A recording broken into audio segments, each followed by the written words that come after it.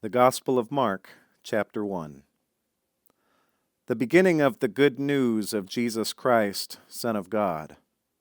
As it is written in the prophet Isaiah, "See, I am sending my messenger ahead of you, who will prepare your way."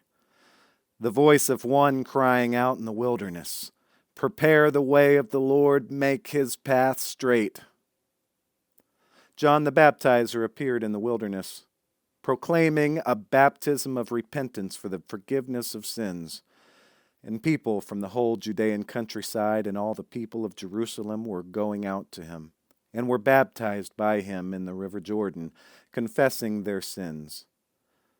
Now John was clothed with camel's hair, with a leather belt around his waist, and he ate locusts and wild honey. He proclaimed, "The one who is more powerful than I is coming after me. I am not worthy to stoop down and untie the thong of his sandals. I have baptized you with water, but he will baptize you with the Holy Spirit." In those days, Jesus came from Nazareth of Galilee and was baptized by John in the Jordan. And just as he was coming up out of the water, he saw the heavens torn apart and the Spirit descending like a dove on him. And a voice came from heaven, "You are my Son, the Beloved. With you I am well pleased." And the Spirit immediately drove him out into the wilderness. He was in the wilderness 40 days, tempted by Satan, and he was with the wild beasts, and the angels waited on him. Now after John was arrested, Jesus came to Galilee, proclaiming the good news of God, and saying, "The time is fulfilled, and the kingdom of God has come near. Repent and believe in the good news." As Jesus passed along the Sea of Galilee, he saw Simon and his brother Andrew casting a net into the sea, for they were fishermen. And Jesus said to them, "Follow me, and I will make you fish for people." And immediately they left their nets and followed him. As he went a little farther, he saw James, son of Zebedee, and his brother John, who were in their boat mending the nets. Immediately he called them, and they left their father Zebedee in the boat with the hired men and followed him. They went to Capernaum, and when the Sabbath came, he entered the synagogue and taught. They were astounded at his teaching, for he taught them as one having authority, and not as the scribes.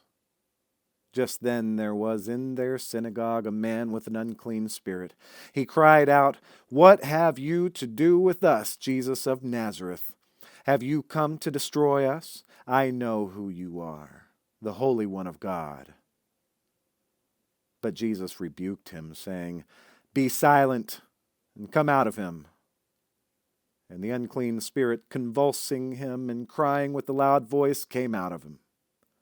They were all amazed, and they kept on asking one another, "What is this? A new teaching, with authority.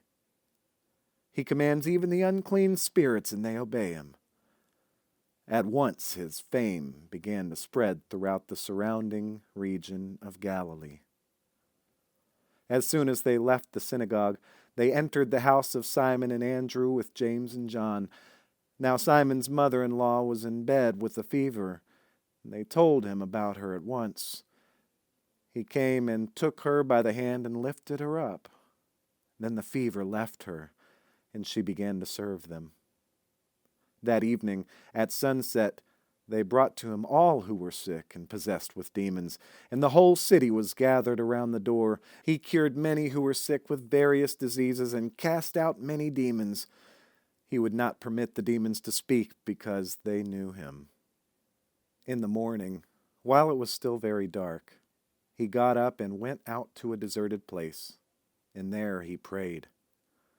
And Simon and his companions hunted for him. When they found him, they said to him, "Everyone is searching for you."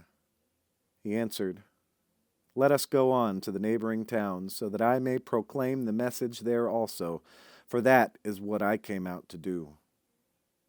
And he went throughout Galilee, proclaiming the message in their synagogues and casting out demons. A leper came to him, begging him, and kneeling, he said to him, If you choose, you can make me clean."